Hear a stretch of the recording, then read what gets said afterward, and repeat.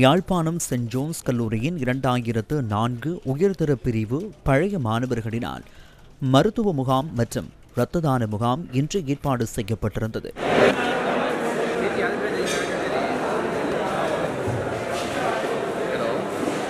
Yazhpanam send Jones கல்லூரியின் பீச்ச மண்டபத்தில் இதற்கான நிகழ்வு நடைபெற்றது.